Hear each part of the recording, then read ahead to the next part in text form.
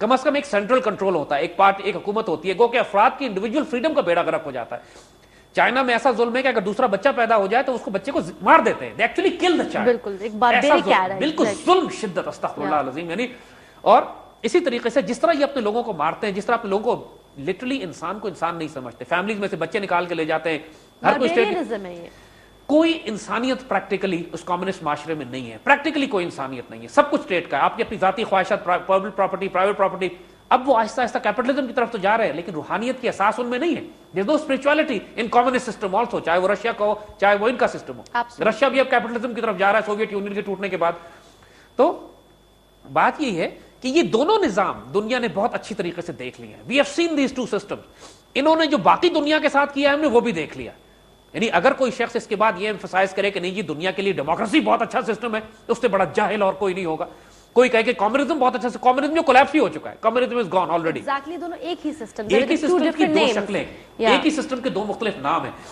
جو بادشاہتیں قائم ہیں یہاں پہ, یہ سعودی عرب سے لے کے یو ای وغیرہ میں آپ دیکھتے ہیں, دنیا میں اور کسی جگہ پہ ایسا بادشاہتیں اس طرح کی قائم نہیں ہے. یہاں پر مطلق العنان حکمران ایک ہوتا ہے, جو بادشاہ نے کہہ دیا وہی قانون بن گیا.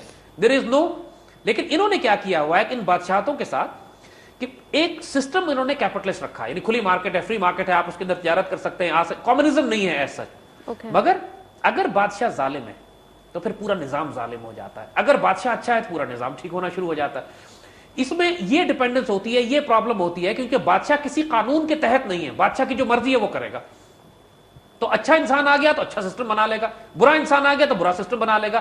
اور یہ ہیریڈیٹری ہوتا ہے بھائی سے, جس طرح سعودی عرب میں آپ دیکھیے کہ شاہ عبد العزیز کے بعد مختلف ان کے بیٹے ہی آ رہے ہیں. ابھی تک فرسٹ جنریشن جو ہے اس کے بیٹوں کے بیٹے وہی آتے چلے جا رہے ہیں, اور ابھی تک سیکنڈ جنریشن کی باری نہیں آئی ہے. شاہ عبد العزیز کے بیٹے یہ سب چیز چل رہے ہیں, ایک بھائی سے دوسرا بھائی سے تیسرا بھائی کی طرف بات جاتی ہے, کوئی اچھا آ جاتا ہے کوئی برا آ جاتا ہے, جو بھی آتا ہے سسٹم ان کا ویسے ہی چلتا ہے جیسے ہے.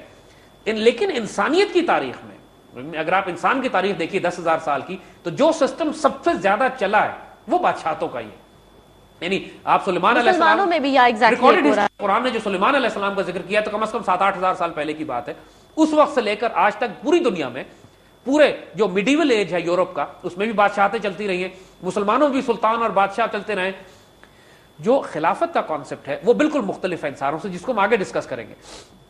مگر کمپیرزن آپ کو یہ دینا ہے کہ یہ تین سسٹم جو دنیا میں چل رہے ہیں, democracy, dictatorship and kingship, history سے لے کے آج تک پورے زمانے میں ڈیموکریسی تو کبھی بھی نہیں تھی. ڈیموکریسی تو شروع ہوئی ہے فرینچ ریولوشن کے بعد. ڈکٹیٹرشپ پریکٹیکلی جس قسم کی یہ کمیونسٹ پارٹی ڈکٹیٹرشپ, یہ پہلی جنگ عظیم کے بعد, بادشاہتیں 6,000 سال سے چلی آ رہی ہیں. مگر اسلام کا جو کانسیپٹ آف خلافت ہے وہ ان تینوں سے مختلف ہے. It's absolutely different. یہاں پہ ہم تھوڑا سا کوٹ دینا چاہیں گے. We would like to give certain quotations. Napoleon Bonaparte کو یہ ظالم بادشاہ کہتے ہیں, بڑا اس بیچارے کے ساتھ ظلم کیا. اور نیپولین بوناپارٹ فرینچ ریولوشن کے بعد آیا تھا. نہیں, فرینچ ریولوشن جو فریٹرنیٹی, لبرٹی, ایکوالٹی یعنی ڈیموکریسی کی بنیاد اس نے رکھی, وہ فیل ہو گئی. اس کے بعد بوناپارٹ دوبارہ واپس آ گیا. تو بوناپارٹ کیا کہتا ہے, ذرا ہوش سے سنیے گا, یعنی انسان کے طبق روشن کر دے یہ اسٹیٹمنٹ بوناپارٹ کا. وہ کہتا ہے میں امید کرتا ہوں کہ وہ وقت زیادہ دور نہیں ہے جب میں تمام ممالک سے عقل مند اور پڑھے لکھے لوگوں کو جمع کروں گا اور قرآن کے اصولوں پر مبنی ایک حکومت قائم کروں گا جو واحد سچی حکومت ہوگی جو لوگوں کو حقیقی خوشی دے سکے گی. قرآن کے اوپر مبنی ایک حکومت قائم کروں گا پوری دنیا کے بہترین افراد کو جمع کر کے. Now this is the wisdom of Islam. اسلام ہجوم آبادی میں سے لوگ سلیکٹ نہیں کرتا, فائنسٹ لوگ نکالتا ہے. the cream. اس کریم کو حکومت دی جاتی ہے. اب یہ نہ ڈیموکریسی میں ہے, نہ ڈکٹیٹرشپ میں, نہ بادشاہتوں میں, یہ خلافت میں.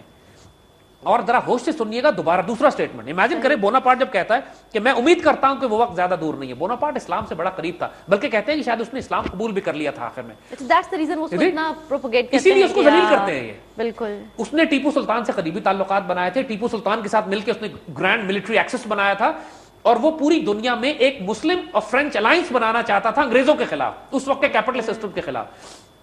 تو بوناپارٹ یہ بات کہہ رہا ہے کہ میں اسلام کے اصولوں پر مبنی, قرآن کے اصولوں پر مبنی.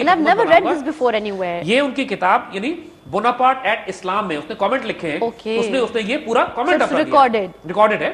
اچھا, جارج برنارڈ شاہ اپنی کتاب جینوئن اسلام میں کہتا ہے, اس نے genuine Islam, Bernard Shaw is one of the biggest thinkers of Europe, وہ کہتا یہ ہے کہ اگر کسی مذہب کو آئندہ 100 سالوں میں برطانیہ اور یورپ پر حکومت کرنے کا موقع ملا تو وہ مذہب اسلام ہوگا. ذرا آپ سنیے گا غور سے.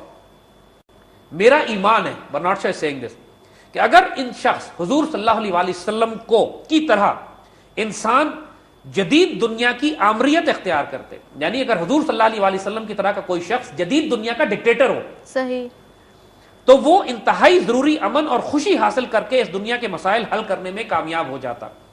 میں محمد صلی اللہ علیہ وآلہ وسلم کے مذہب اسلام کے بارے میں یقین سے کہہ سکتا ہوں کہ یہ کل کے یورپ کے لیے بھی قابل قبول ہوگا، جیسا کہ یہ آج کے یورپ کے لیے قابل قبول ہونا شروع ہو گیا ہے۔ دس از جارج برنارڈ شاء، وہ یہ کہہ رہا ہے کہ اگر حضور صلی اللہ علیہ وآلہ وسلم کی طرح کا کوئی شخص دنیا کی ڈکٹیٹرشپ اختیار میں کر آتا ہے، لے، ایگزیکٹلی، یعنی وہ ڈکٹیٹرشپ کو تو ایکسپٹ کر رہا ہے برنارڈ شاء، مگر کہہ رہا ہے کہ ڈکٹیٹر حضور کی طرح ہونا چاہیے، بالکل، جن کی مرضی چلے۔ اگر اس جیسا بادشاہ ہے، اس جیسے کوئی حکمران ہے، تو پھر دنیا میں خیر ہی خیر ہے۔ دیکھیے یہاں پر ہم ایگزیکٹ ڈفرنس دیں گے کہ علامہ اقبال نے بادشاہت کو ریجیکٹ کیا۔ علامہ اقبال نے کہا کہ جو ملوکیت ہے، یہ بادشاہت ہے، اسلام کی روح کے عین خلاف ہے، اس کو تو بالکل ریجیکٹ کیا۔ ڈیموکریسی کو رد کیا کہ یہ ڈیموکریسی تو بالکل ہی ظلم اور استبداد کا دیو ہے جو پاؤں مارتا چلا آ رہا ہے۔ انہوں نے ڈکٹیٹرشپ کو ریجیکٹ کیا کہ چنگیزی کو تو ہم قبول ہی نہیں کر سکتے۔ اقبال نے اس کے کانسیپٹ میں جو کانسیپٹ دیے، جس کو وہ اسپرچول ڈیموکریسی کہتے ہیں یا بیناولنٹ ڈکٹیٹرشپ کہتے ہیں، اور یہ دو تصورات ہیں کہ جو اصل میں خلافت کی روح ہے۔ اقبال نے نام جدید اصطلاحیں استعمال کی ہیں، دا کانسیپٹ از خلافت، یہ کانسیپٹ از بیناولنٹ۔ اسپرچول ڈیموکریسی کا مطلب ہے کہ آپ اگر الیکٹ کرنا چاہتے ہیں تو ایسے لوگ الیکٹ کریں جو پاکستان کے آرٹیکل 63 64 کے مطابق معاشرے کے خوبصورت ترین متقی ترین لوگ ہوں، پھر آپ جمہوریت چلائیے، جمہوریت ٹھیک چلے گی۔ ایسے جس طریقے سے آج ہوتا ہے ایسے کریں گے تو تباہی۔ اور اگر آپ ڈکٹیٹرشپ لانا چاہتے ہیں تو ایسا ڈکٹیٹر جیسے جارج برنارڈ شاء نے کہا ہے کہ حضور صلی اللہ علیہ وسلم کی سنت پہ چلنے والا کوئی شخص اگر دنیا کی ڈکٹیٹرشپ اختیار کر لے گا تو پوری دنیا میں امن آئے گا۔ سو نہ ڈکٹیٹرشپ بری ہے نہ ڈیموکریسی بری ہے۔ ڈیموکریسی اگر اسپرچول ڈیموکریسی ہو اور ڈکٹیٹرشپ اگر بیناولنٹ ہو اور ان دونوں کو جوڑ دے، اس کا نام خلافت ہے، جو ہم اگلے پروگرام میں جس کے ایٹریبیوٹس انشاءاللہ ڈسکس کریں گے۔ تھینک یو زید صاحب۔ آج کے پروگرام میں ویورز براس ٹیکس کی I would say rather very special episode, کچھ کوٹیشنز جو آپ نے کوٹ کی دے ور ویری انٹرسٹنگ زید صاحب، thank you very much for that once again. Viewers یہی پر براس ٹیکس کی ایپیسوڈ ختم ہوتی ہے۔ ہم نے یہاں پر ڈکٹیٹرشپ اور ڈیموکریسی اور ساتھ ساتھ ڈائنیسٹیز کا بھی جو فرق تھا وہ ہم نے واضح کرنے کی کوشش کی، اور تھوڑا سا آپ کو یہ بھی بتانے کی کوشش کی ہے کہ ان تینوں نظاموں کے پیچھے کون لوگ ہیں اور ان کا کیا ایجنڈا ہے، اور اسپیسیفکلی پاکستان کے اندر بھی ڈیموکریسی کے اوپر ہم نے یہاں پہ بات کی۔